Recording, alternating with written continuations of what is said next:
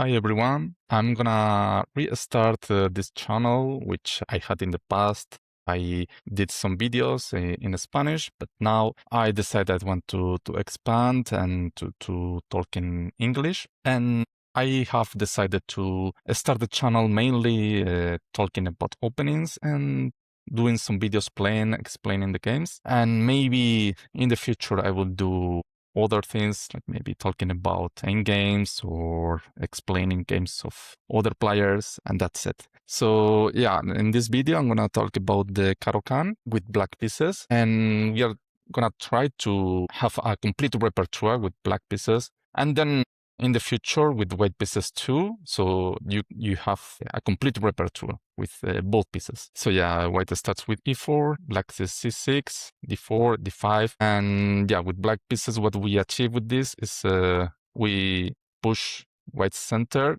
and we force them basically to take a decision with this. In this first video and in the next videos, we will cover the advanced variation, which is and I decided to play with bishop f5 because it goes more with in the spirit of the Caro-Kann, the normal structures. Okay, c5 also can be played instead of bishop d5, but I decided it goes more in line with the typical structures. Maybe it's gonna be easier to play for some of you. Knight c3, this is a very aggressive variation. The point is to cover the e4 square. So later when white pushes g4, the dark bishop, the black bishop cannot go to e4, and then he can continue expanding maybe later.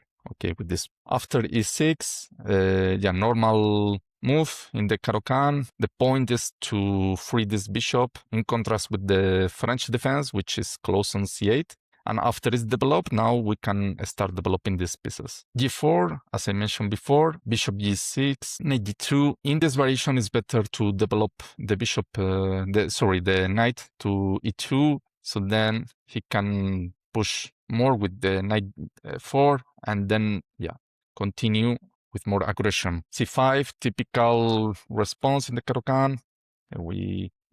Maybe we are putting more pressure on the center, and then later with moves with knight c6, we continue, trying to punish this pawns. 4, now black has to do something about it. The bishop is about to be almost trapped, or at least you have to give up the bishop pair, and the pawn structure will be a mess. So that's why black plays h5, and then after knight f4, black has to do something about it, because they're gonna take the bishop pair from us, and the pawn structure can also be in trouble. Bishop h7, and then here we let them to take a pawn, but it's not a problem. Okay, the knight here is on a side of the board and doesn't have too many squares to move. Also, okay, white has weakened the king side and can have problems in the future. And also we are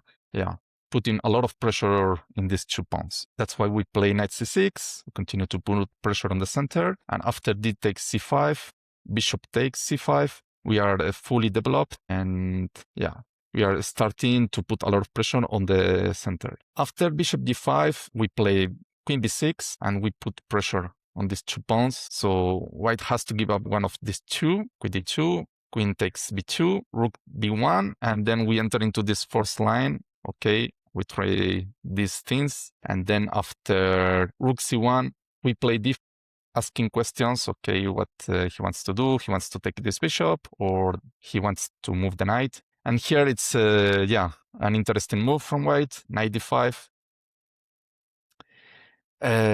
Basically they are threatening this double threat, and also they are threatening this bishop. So we take the knight, and after rook takes c2, bishop b4, we give a check. White loses the right to castle after king d1, and we take the central pawn with knight e5, knight d7, king f8. All of this is forced. Okay, so knight f5, and then after d3,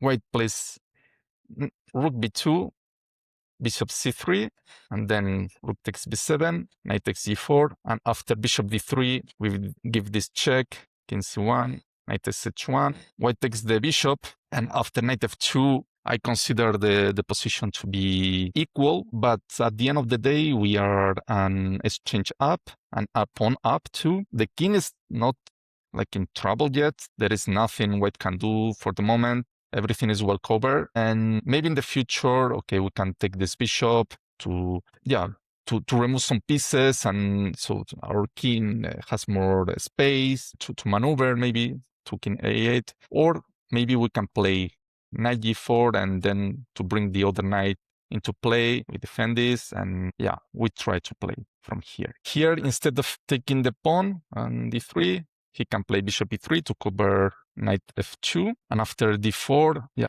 white was threatening bishop c5, so we stop this. Knight takes d4, we develop the knight, and after bishop d3, because at the end of the day, white has to develop the pieces. This bishop has to go to a place, okay, to let a space for this rook, and this pawn also is very annoying. So basically, the king cannot move forward for the moment. And after this, rook d8, knight b5, we take the bishop, and after rook king e2, yeah, our rook and the bishop are threatened, so we take the bishop, and after bishop e5, again, the position is very equal. I will say I give more chances to black pieces. We have a knight and a bishop for the rook. Yeah, of course, white has a pawn, but we have one more piece on the board, and the position is very open. The king can be annoyed by our pieces, and I don't see a way like white can win this easily. I would say black in the long term can put more pressure over the king, or one of these two pawns, take one of the pawns. Yeah, basically these pieces are very annoying for the white pieces, especially for the king. So we go back. Instead of king e2, we can play king c2 again. Here, yeah, again, we sacrifice here the exchange. Play bishop e5, very similar. Rook takes c7, and we avoid trading the rooks with the rook h5, and yeah, we can say the same comments done in the previous variation. So we go back this variation, and instead of knight d5, he can take the bishop. Here we take the knight, of course. He gives us a check, taking a pawn. King f8. He goes back. Knight h5, bishop d4. We protect the pawn and defend this. Attack this. Sorry. 4. Knight b4, and then here, okay, white has two options. Basically, it's not a good idea to go back with the rook, because he don't want to lose this pawn, okay, and also we will be covering this square for the pawn. So he has to basically play king d1 or rook e2, defending this point, this siege point, placing a piece there instead. So one of them is king d1, and after knight e7, we try to complete development, and after a3, we take this exchange. We are not in a rush to take the rook quickly. We want to develop first. And after knight d5, I will say the position is equal, but okay, this bishop is in a weird situation. This knight too, okay. The king here, I would say, is not the best option for a king to need to stop a pawn, especially when it's supported by pieces and it can be pushed more, okay. This rook also can come here to c8. So yeah, I would say again, practical chances for black. I would say black is a bit better. And if we go back after rook h2, okay, we can play simply rook c8, and we are putting a lot of problems for white, okay, regardless of the material and all of this, which it looks pretty even. I would say black is much better here. Basically, with a pawn on c3, the steps to promote, we are putting a lot of problems. It's not clear what the white pieces are doing, while our pieces are much more coordinated. And in the future, maybe we can develop the knight here and continue to put more pressure. So we go back. All of this is, I consider it forced lines. That's why it goes a bit deep. And if we go back again, instead of rook c1, white plays rook b2. In this moment, we can go to x. It's different this time because the rook is not putting pressure on c5, so that's why we can remove now the bishop, and there is no tricks, okay, with the knight and all of this. So after rook takes b7, we take the central pawn, knight b5, king f8, we stop this threat, and after knight c7, rook c8, I will say black is slightly better. We will try to fight with the active, but at the same time, very delicate situation of the white pieces. We can force to deviate this b7 rook that is defending the knight with the bishops. We can try to put pressure on this rook, and yeah, we can do this while we do some checks maybe, and yeah, also we can trap this rook maybe with the bishop b6. So that's another line. We go back here. Instead of bishop g5, another option for white, it will be to play rook, and after knight b6, queen d2, bishop e7. Now this was a threat, so we have to remove the bishop, and after knight b5, knight d6 is not a problem. We play king f8, and yeah, of course, white has to give a space for these pieces, maybe to castle, okay, to finish development, and we defend the mate, and after bishop e2, knight d4, okay, the position is equal, but I would say it's easier to play for black. Even black, I would say, is even a bit better, okay? This pawn is under threat. This threat of queen takes f7 is stop. Okay, this knight can be taken at any moment. We can continue with rook c8 after, and it's not easy for develop this bishop because this pawn is under threat. So yeah, I would say it's still better for black. Here, another option is to play bishop b5 to pin the knight, but after knight c7, of course, white wants to reduce the pressure on this pawn. And after queen takes c6, the threat is to play d4, threatening the rook and the knight. And after queen f3, stopping this threat, basically, we castle long, and one of the forcing lines can goes like bishop d5 because, okay, the pawn is under threat, so white wants to develop, winning a tempo, and then maybe they want to castle. So we play bishop f4. Of course, he has to take. D takes c4, queen c3, and here comes a good move. Rook a3. The threat was playing bishop b4, so white stops this. And now rook c4.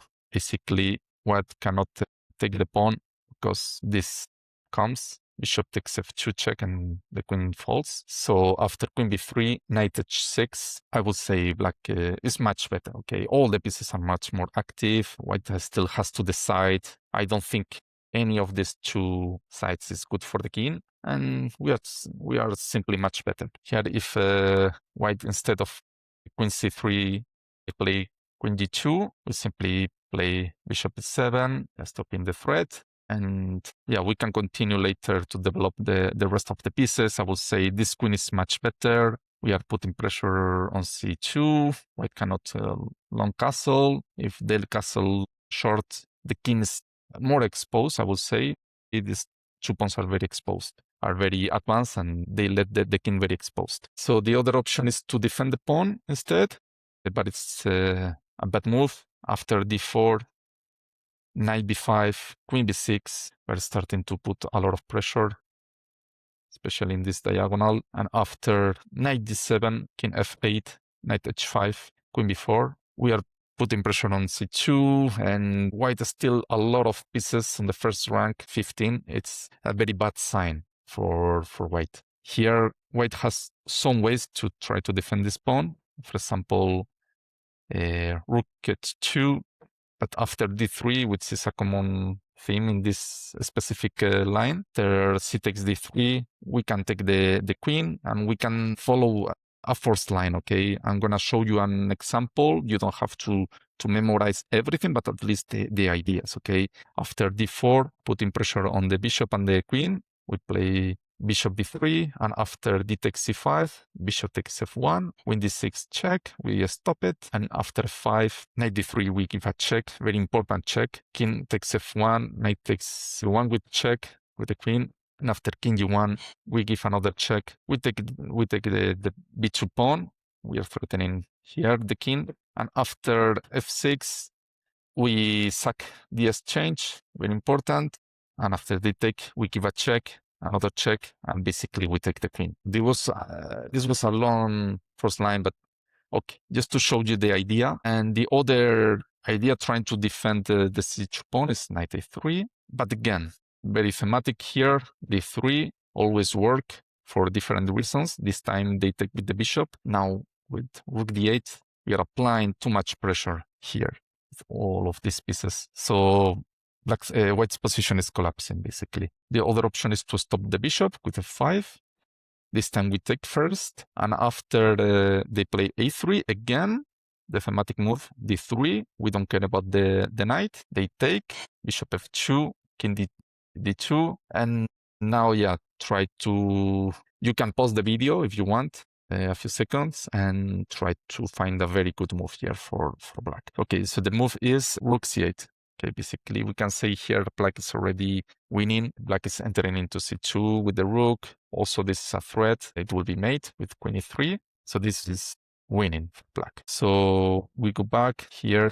Instead of taking the pawn with knight h5, another move is bishop b5, giving a check first. We stop it with knight c6. Bishop takes c6, b takes c6, knight takes h5, c takes d4, queen takes d4, and then c5. Yeah, a very, very good center here with the pawns. And then after queen d7, knight b5, trying to be dangerous, basically, with these types of moves. Knight c7 is a dangerous threat. Rook takes b8. Knight d6 check, bishop takes d6, knight takes d7 check of the king, queen takes d7, king takes d7, e takes d6, and after bishop takes c2, I would say black is slightly better.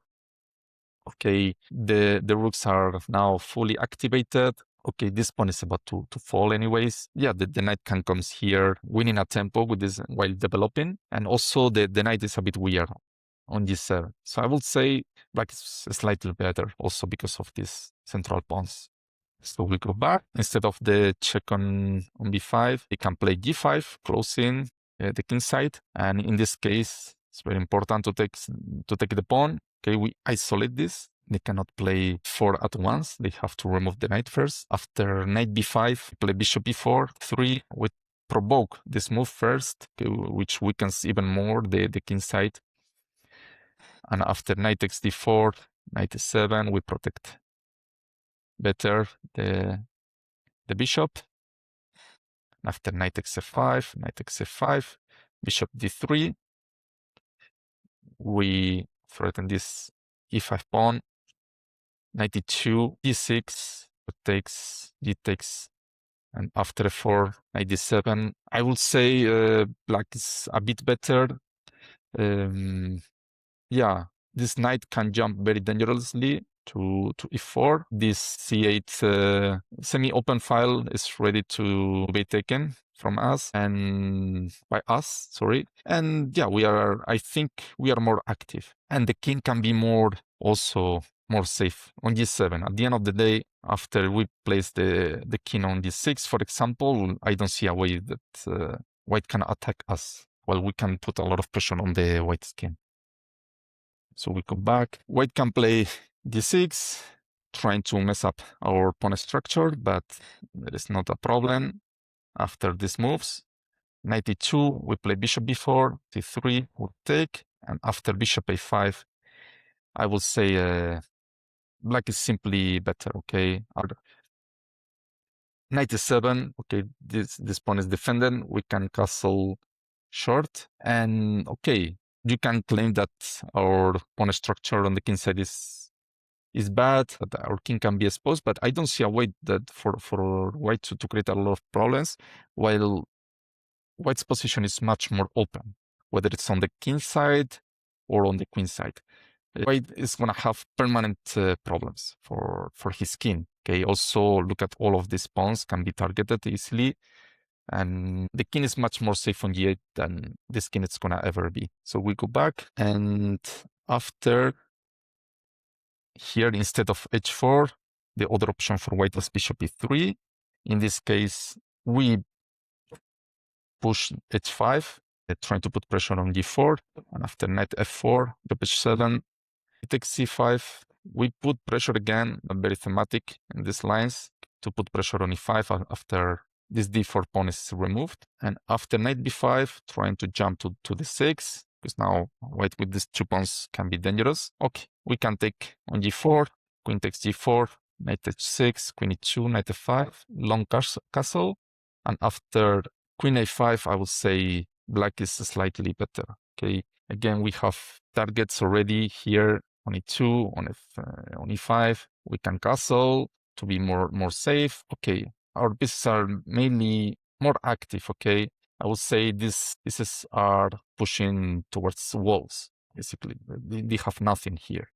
Okay, so we are slightly better there. The other option is to play queen e2, trying to castle, and after h takes g4, they continue with the long castle. Queen a5, again, we see this is very thematic here in these lines, to attack with the queen on e5 and prepare long castle. And okay, we have to be a bit prepared against this type of sacrifices, trying to blow up our center. And after e takes d, queen takes g4, f5, yeah, basically here, white can play d5.